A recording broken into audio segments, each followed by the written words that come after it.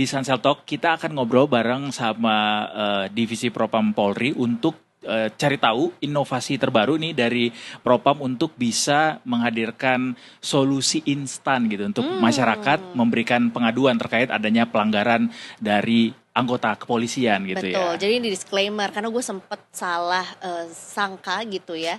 Kirain ini adalah bisa ngaduin siapa aja. Kalau kayak udah nyebelin, tak aduin ke sini gitu. Ternyata bukan. Bisa juga nanti Bapak polisi akan nyambungin ke yang lain ya, tapi repot jadinya. Tapi mungkin kita harus mengetahui dulu sebetulnya kayak pengaduan digital ini seperti apa cara bekerjanya atau bagaimana sebetulnya kita masyarakat juga bisa menjadi bagian dari ekosistem Ya. gitu ya, satu negara yang lebih disiplin gitu ya, atau mungkin juga bisa membantu pengawasan lebih maksimal juga gitu Ya. dari anggota Polri. Kita ngobrolnya bareng sama Bapak Irjen Pol Abdul Karim, Kepala Divisi Profesi dan Pengamanan Polri alias Propam Polri. Selamat sore Pak Abdul Karim. Selamat Terima sore, kasih udah Bapak. mau datang ke Detikom Pak, Detik Sore hari ini. Kita dengar tadi layanan ini adalah sebuah terobosan Inovasi. begitu ya Pak ya. Iya, betul. Karena masyarakat jadinya nggak perlu repot-repot lagi datang ke kantor Iya. kalau misalnya ada anggota kepolisian yang nakal gitu Pak Iya, ya. iya. Karena kan Propam ini adalah polisinya polisi Pak ya. Iya, kurang lebih begitu ya. Nah mungkin Pak Abdul Karim mau bercerita dulu mengenai sebetulnya apa sih alasannya kita akhirnya Polri sendiri meluncurkan Iya, gitu ya iya. satu inovasi yang ini. Iya Mbak, jadi begini. Jadi kita melihat latar belakang selama ini pengaduan terhadap anggota Polri itu sudah ada mekanismenya. Tapi mekanismenya itu lebih banyak sifatnya offline. Oke. Artinya masyarakat ini harus datang ke kantor kepolisian. Mulai dari tingkat Mabes sampai dengan tingkat Polda maupun tingkat Polres. Nah ini yang artinya yang membuat masyarakat itu agak kurang begitu banyak yang mau berpartisipasi dalam melakukan pengaduan ini. Ya. Nah, saya melihat karena persoalan ini, ya, kemudian saya mencoba untuk berpikir dengan staf saya tentunya, ya, bagaimana kita bisa membuat satu terobosan yang bisa meningkatkan partisipasi masyarakat. Yep. Terus kemudian bisa lebih mudah dan lebih cepat dan lebih transparan. Nah, kemudian kita dapatlah satu formulasi seperti ini, ya dengan menggunakan QR code, Yanduan. Karena kan masyarakat kita, apalagi kaum anak-anak muda sekarang, Gen Z ini kan semuanya udah pakai QR code bayar, mau ini semuanya sudah. Semuanya di Pakai handphone. handphone Di semuanya. handphone One semua. click away. Iya. Nah, tadi Mbak udah nyobain kan. Betul. Jadi artinya dengan kita menggunakan barcode ini langsung kita akses, itu pun sudah langsung di tampilan depan. Betul.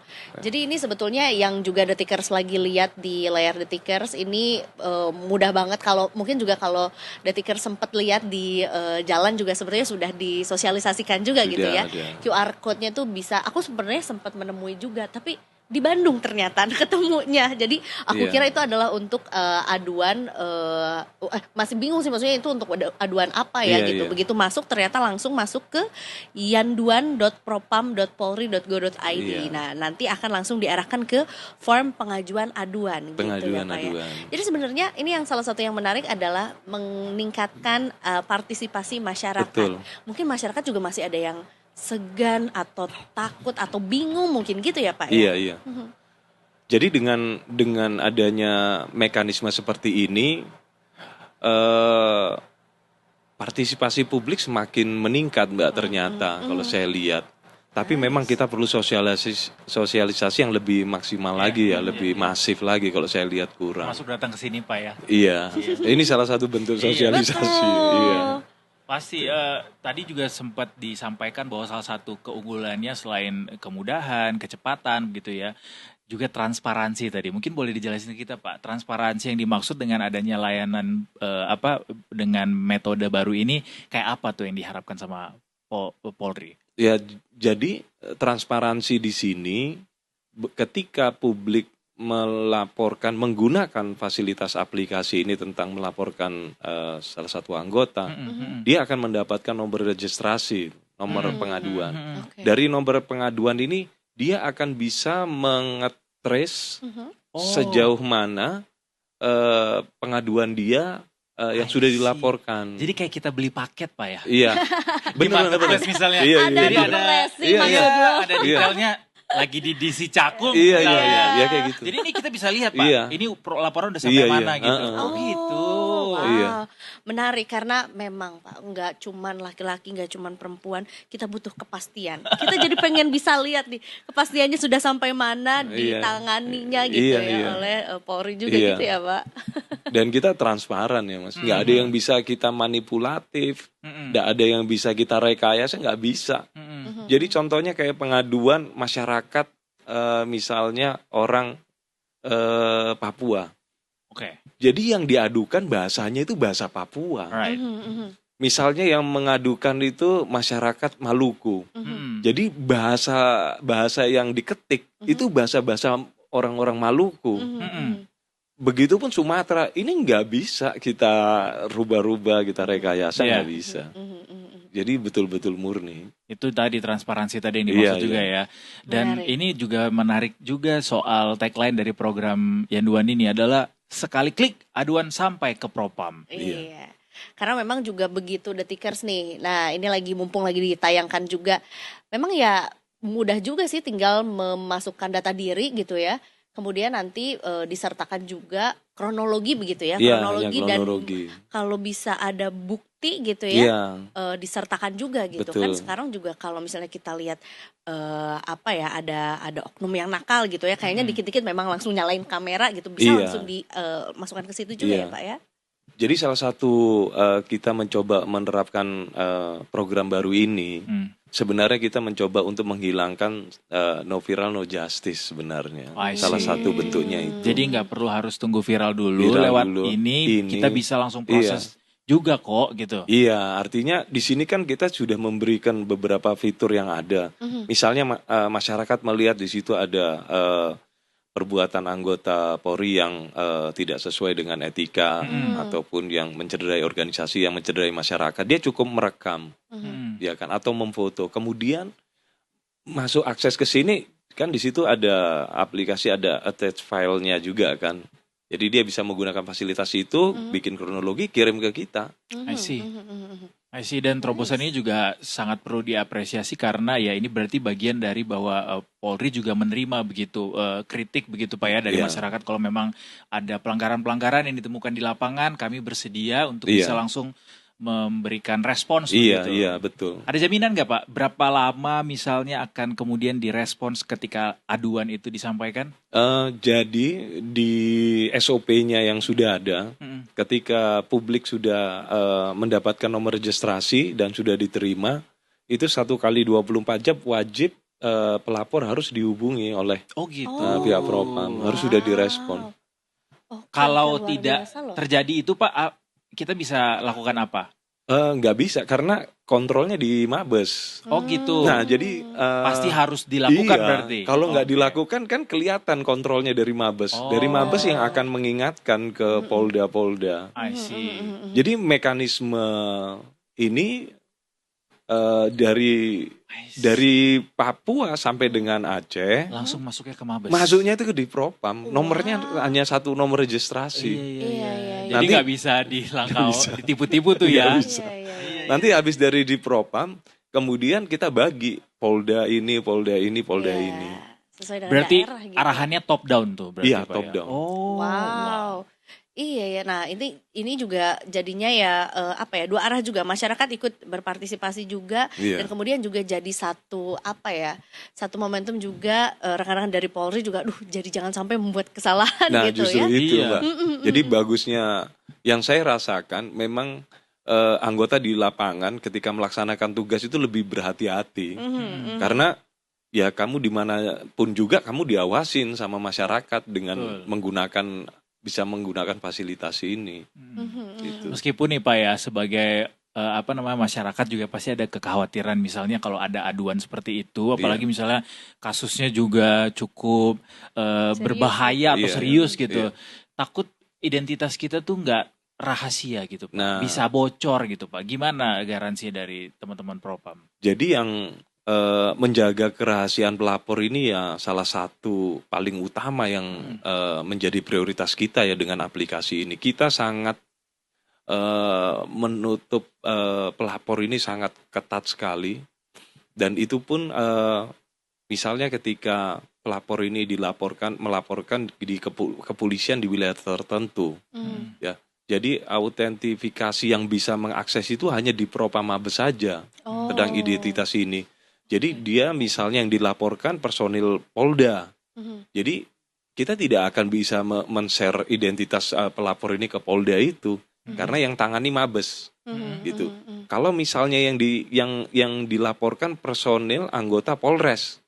Jadi pelapor ini tidak akan kita share sampai ke tingkat Polres, hanya di tingkat Polda saja yang komunikasi. Jadi sampainya Polda tapi Polda. Pak. Kalau yang dilaporkan soal Polda yang hanya akan sampai Mabes. Oh, jadi tingkatan di atasnya. Iya. Jadi kita betul-betul jaga privasi dan sampai sejauh ini tidak ada ya. Karena nggak akan pernah ada Pak. Tidak ya. pernah ada karena sistem kita sudah membuat seperti itu, tidak bisa diakses sembarangan. Ya, itulah yang diinginkan masyarakat pasti. Betul ya, kerahasiaan data diri gitu dari masyarakat yang juga melakukan pelaporan, karena ya itu tadi dia balik lagi ini kan untuk meningkatkan rasa ini kan negara kita harus bisa menjaga bersama-sama gitu. Jadi partisipasi masyarakat juga sebenarnya diajak untuk lebih lagi gitu. Ini kan baru di launching di bulan Oktober 2025 lalu juga. Nah, bagaimana nih Pak? Apakah akhirnya ada peningkatan jumlah pelaporan dibandingkan dengan dulu yang mungkin harus agak sedikit repot-repot gitu ke kantor polisi gitu. Jadi dulu sebelum aplikasi ini saya launching ya, itu kalau manual sebelumnya seluruh Indonesia kurang lebih 300 laporan pengaduan. Tapi begitu saya launching ini dalam waktu 1 bulan itu sampai 1.800. Wah. 300 tuh per berapa lama Pak? 1 bulan. 1 bulan tuh 300 laporan. Sekarang dengan adanya ini 1.800 bahkan 2.000. Wow, per 1 bulan. Satu bulan se-Indonesia ya. Pak Abdul Karim gimana nih merespons ini? Bapak? Artinya begini, saya malah justru bersyukur ya. Artinya publik ini menginginkan polisi ini baik, ya kan masyarakat. Dengan dan antusias ternyata respon publik juga antusias sekali dengan adanya aplikasi ini. Semuanya dilaporkan.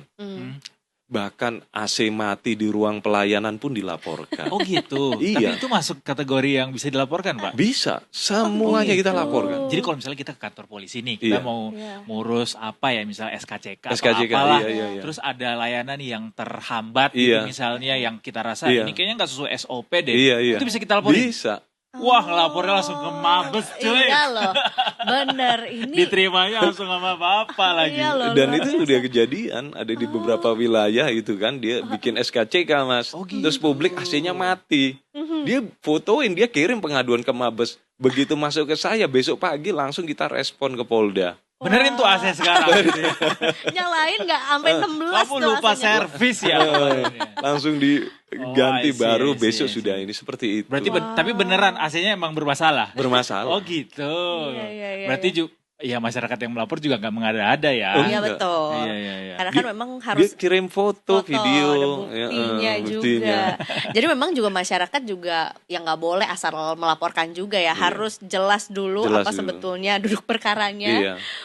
Tahu juga apakah ini bagian dari Polri atau bukan gitu ya. Dan kemudian menyertakan buktinya juga gitu ya Pak ya. Karena takutnya nanti malah segala sesuatu malah dilaporin lagi ke sini gitu ya. Betul. Tapi memang kan di situ kan ada beberapa tahap yang harus dilewati ya, sehingga dia bisa diterima laporannya. Kalau beberapa item itu dia nggak melakukan, dia tidak akan bisa diterima. Pak tadi kan disebutin salah satu contohnya itu AC rusak gitu misalnya. Bisikin ke kita dong Pak, sejauh ini pola atau pola pelanggaran yang dilaporin tuh kayak apa sih yang paling banyak diterima sama Kalau sekarang ini yang paling banyak itu menyangkut tentang masalah penyidikan ya, penegakan hukum. Jadi masih banyak publik yang melaporkan, mengadukan masalah proses penanganan tindak pidana. Nah, ini masih kurang lebih hampir 40% paling besar. Nah, kalau menyangkut hal ini kita berkoordinasi dengan pihak Wasidik, baik tingkat Bareskrim maupun tingkat Polda. Karena itu kan bukan kewenangan Propam ya. Tapi tetap semua kita salurkan. Disampaikan. Dan progres update-nya tetap akan kita informasikan sampai sejauh mana penanganan kasus tersebut. Jadi yang paling tinggi saat ini ya masalah proses penegakan hukum. Iya, penyidikan itu.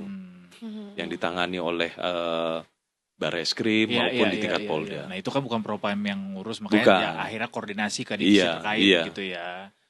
Tapi ketika kita temukan dalam proses penyidikan itu, di situ kita temukan ada penyalahgunaan wewenang, ya kan, ada kesewenang-wenangan penyidik, terus ada unsur-unsur yang melanggar kode etik di kepolisian. Itu juga kena tegur sama Propam. Itu langsung Propam bisa ngambil alih. Kurang lebih seperti itu. Namanya juga polisinya polisi ya. Betul. Hasil langsung ditindak gitu ya. Berarti indikator keberhasilannya apa Pak untuk menentukan bahwa layanan ini berhasil gitu, atau KPI-nya kayak apa? Kalau saya melihat dari partisipasi publik ya, semakin banyak publik melaporkan menyangkut anggota itu malah semakin bagus. Artinya publik semakin percaya dengan adanya aplikasi ini, layanan ini. Dan Polri semakin disiplin. Nah, yang kedua, dengan semakin banyaknya partisipasi publik melaporkan ini, artinya saya akan bisa melihat mapping bagaimana sih masalah anggota sebenarnya. Itu kan sebenarnya yang paling penting saya bisa melihat. Right. Artinya, ternyata bulan ini tuh anggota banyak yang bermasalah di fungsi masalah operasional. Berarti bulan depan apa yang harus kita lakukan? Nah, ini yang saya akan evaluasi, sehingga dari temuan ini saya bisa konsultasikan ke satuan kerja di tingkat Mabes yang punya kompetensi itu. Sebenarnya saya mapping ini yang saya butuhkan. Oh ya, bulan ini dan setiap bulan itu berbeda-beda persoalan yang menyangkut dengan anggota. Iya ya. Itu. Yang paling unik apa Pak yang Bapak terima Pak? Masalah jemuran. Hah? Gimana Jadi Pak? anggota kita sama lagi semua. Jadi anggota tinggal di kos-kosan, ya. Kemudian dia jemur baju, dia melaksanakan tugas, pulang tugas jemurannya jatuh ke tanah. Dia marah-marah itu sama penghuni kos-kosannya. Ini kenapa? Marah-marah. Iya. Sama orang-orang yang tinggal di kos-kosannya. Iya. Emosi sesaat ya. Iya, itu pun dilaporkan. Ya kategorinya juga bisa dilaporin sih memang Pak. Bisa. Nggak expect aja ternyata masyarakat sampai segitunya pedulinya gitu ya. Nah itu justru yang saya harapkan. Iya. Ini menarik juga ya. Jadi selain juga ada polisinya polisi, sekarang juga masyarakat bisa jadi semi HRD-nya juga ya. Iya, betul. Semi HRD benar. Melakukan fungsi pengawasan dan Iya. juga ya kan kalau udah tahu gitu ya melaporkannya bagaimana dan juga caranya bagaimana dengan cara yang lebih mudah gitu Iya. Harusnya sih masyarakat jadi nggak takut-takut atau nggak bingung lagi untuk memberikan laporan juga ya Pak ya. Betul. Pak, ini ada gambar video orang lagi nelpon, berarti itu bisa kita telepon juga apa gimana Pak? Atau itu yang menelpon kepolisian ya, ke masyarakat untuk Ya, itu operator di tingkat Mabes maupun operator di tingkat Polda ya. buat verifikasi gitu ya? Verifikasi. Jadi orang bagi yang sudah melaporkan, kemudian 1 kali 24 jam harus sudah diverifikasi apakah betul pelapor ini namanya ini, kan gitu Mbak. Oh jadi ada alurnya juga ya. Iya. Jadi masyarakat nih buka QR-nya, buka websitenya, Iya. mengisi dan Iya. juga melakukan pelaporan secara online ya. Iya. Ini ada kronologinya, ada bukti Iya. pendukungnya. Habis gitu di submit, nanti Submit. setelah itu dapat si nomor aduannya. Aduannya. Gitu. Berarti harus juga masyarakat